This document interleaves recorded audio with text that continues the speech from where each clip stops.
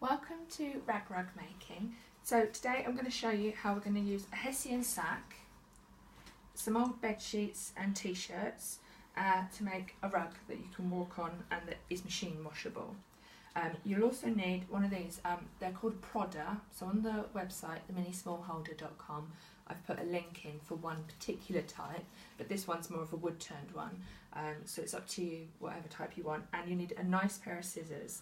So this particular sack was part of a coffee sack, coffee beans, so I've upcycled this, and if you do a zoom in, literally all you're going to be doing is taking a piece of material, so it doesn't matter if it's cotton that you've shredded or t-shirts that you've ripped, and you just literally make a hole like that, and then you put it through to the length you want, the desired length.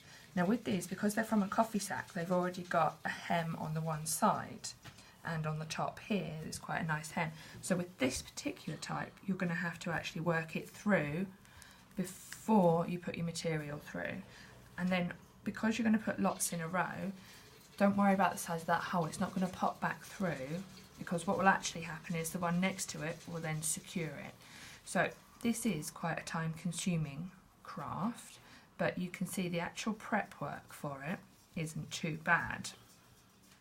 So these are on the pre-populated hems, if you like, and you just literally wiggle it like that, and then you can pull it through, and then you tidy it up to the length you want. Now on the other side, this isn't a pre-populated hem, this is just the finished bit that sort of gets cut.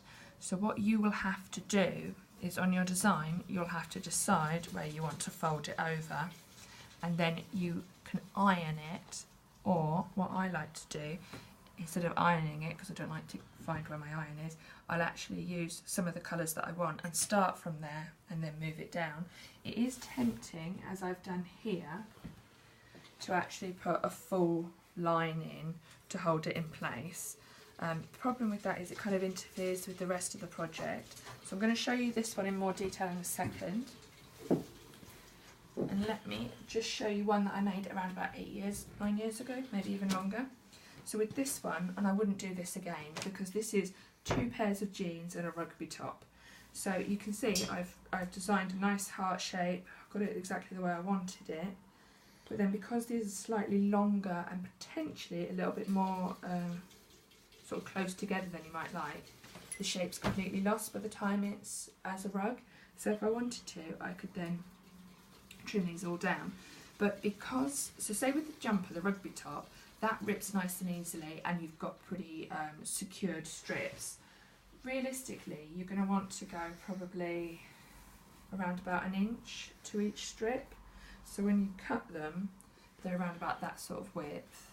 So just over the first bit of your thumb, basically. And then if you get it in the right way, that's all you have to do for t-shirts. So this rug here is quite large, but it actually represents 1 bed sheet from a king size and about a quarter of a quilt cover, and maybe a couple of pillowcases. So those are just ones that have already gone threadbare. You're not going to buy particular things for this, but with denim you can't rip it, you have to physically cut, and unless you've got a very comfortable pair of scissors, it's still going to be very time consuming.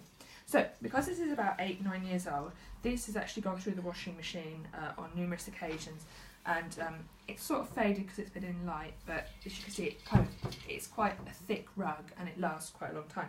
So it's worth putting the effort in, and this also would have made a really nice sort of pillowcase if it had been a bit shorter. So that's what I do differently next time.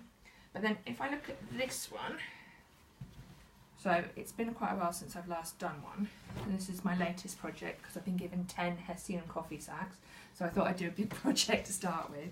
So this one I started, and it's very hard to gauge how much material you need, so I just started by sort of putting in swirls, and now I'm just going to backfill all the rest of the space. But let me show you what it looks like on the back. Here we are. So this is the kind of craft that you can do for quite a little bit, like in the evenings, and then put down and not touch again for a couple of weeks. So it's the sort of thing that you might want to do if you're watching a television programme that doesn't have subtitles, but that can just wash on in the background behind you. And it really is quite simple. So to start it off, you just sort of find a place next to where the last one was and push it through, and then you just keep building on it.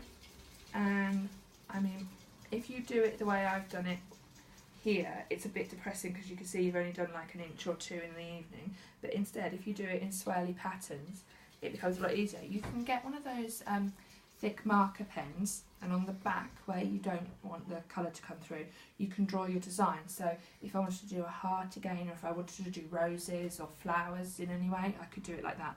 But I just quite like this random design. The more you try to get it neat and tidy, the worse it's going to be for you, stress-wise, because it's a rag rug for a reason. So there are going to be little tatty bits, and it is going to be quite sort of nice. But it feels very nice to walk on, but you just have to be aware that you will get these little bits. If you want to, you can go back over at the end and just poke them all back through. Just make sure you haven't got any holes as a result. But yeah, if you want to do a close-up, you can see where I've still got extra bits to do. And that's really obvious on the back, so then I just choose the colours I want based on the clothes I've got. But really this is a good project for bedding and things that have gone a bit holey and a bit grim. So if you like this and want any more inspiration, please do check out our website, subscribe to the YouTube channel. But the website, theminismallholder.com, it's going to have lots more ideas, so if you want to contribute to those ideas, that's fantastic as well. But thank you very much for watching, and please like and comment. Thank you.